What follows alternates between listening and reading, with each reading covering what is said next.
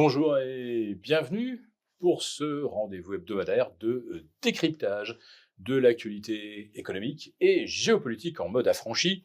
Je salue tous les abonnés de TV Liberté pour cet épisode que j'intitulerai La danse de la pluie a noyé la démocratie.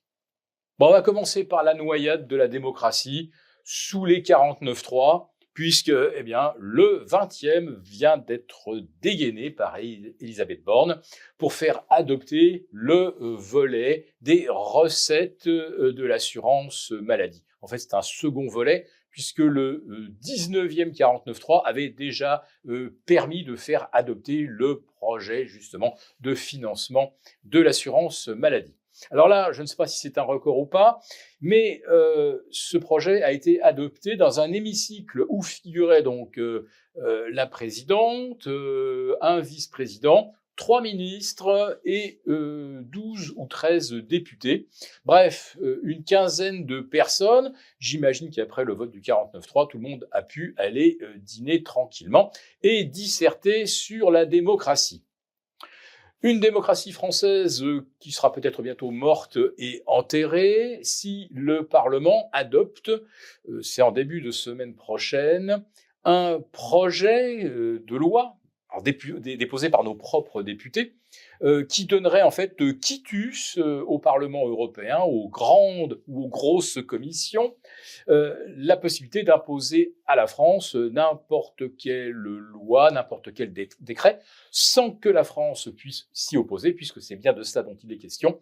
C'est la capacité de la France d'émettre un veto contre une loi ou une décision du Parlement européen, décisions qui sont souvent d'ailleurs dictées directement par des lobbies, par des multinationales ou par d'autres groupes de pression, quand on voit ce qui se passe à la tête avec Ursula von der Leyen, qui décide librement qu'on va verser 5 milliards, 10 milliards, 50 milliards à l'Ukraine.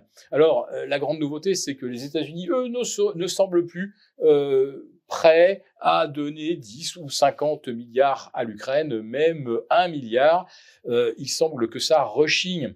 Alors peut-être que les rumeurs d'achat de yachts ou de maisons hollywoodiennes sur la côte d'Azur, à Marbella ou autour de Miami, par des proches de Zelensky, peut-être que ça commence à se voir un tout petit peu, et d'un seul coup, le soutien à l'Ukraine tiédit, et les livraisons d'armes allemandes prennent du retard. Bref, vous l'avez compris, avec l'arrivée des premières neiges et du gel, peut-être que l'on va voir l'Ukraine commencer éventuellement à discuter avec la Russie sur un projet d'arrêt des hostilités. Alors ça ne veut pas dire que le gaz russe pas cher va revenir en Allemagne naturellement, ça ne veut pas dire qu'on va de nouveau importer massivement du pétrole ou du diesel russe, mais tout ça pourrait peser effectivement à la baisse sur le prix des matières premières, et ça c'est effectivement une très bonne nouvelle, puisque le pétrole Brent reflue sous les 78 $, et maintenant sur le WTI aux États-Unis, on est à 73, et à 73, l'automobiliste commence à être assez content de voir le gallon se rapprocher des 3 $, alors qu'on n'était pas loin de 5 il y a 18 mois. Donc vous l'avez compris, les prix de l'énergie aujourd'hui participent énormément à la décrue de l'inflation.